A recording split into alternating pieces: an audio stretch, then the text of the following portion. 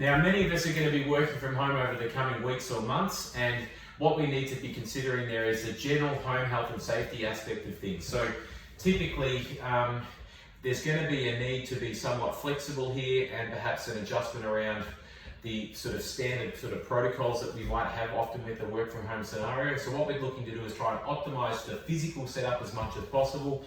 If you can, have a office workstation area that's separate to perhaps the living and kitchen area, so you've got a private space. We want to have good appropriate lighting, be it from overhead lighting or external lighting.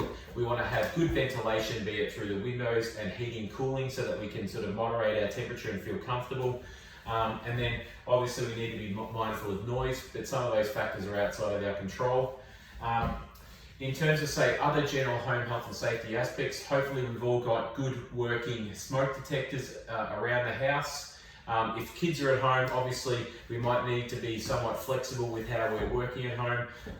So that means that, picking and choosing and altering work hours to be able to undertake those work tasks, depending on obviously the complexity and the requirements around that. And that might mean sort of getting up early or working later or working during the day when they're resting and that sort of stuff.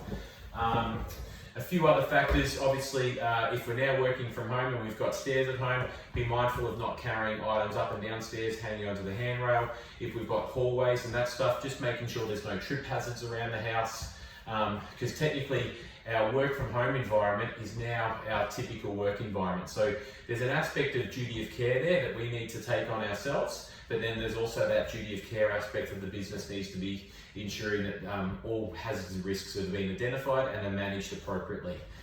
So just a few things to consider there if you're going to be working from home. If you have any more questions around the working home arrangement, Corporate Work Health Australia and Principle 4 Osteopathy are undertaking one-on-one consultations at the person's house. We're also undertaking teleconference risk assessments. We get you to fill in a self-assessment form where you'll complete that, you add some photos to that, and then you send that through to us. We'll then give you a quick call for 20 minutes. We need a camera if possible, so it might be your iPhone or smartphone, or it might be a laptop with camera and that sort of stuff to show us around the workspace. We'll then talk you through the step-by-step process on how to optimize your setup and then how to manage some of those hazards and risks. And then if you have any other particular questions relating to perhaps pre-existing musculoskeletal strains, or if you're just not sure on how to sort of set stuff up, then we're there to help answer those questions for you.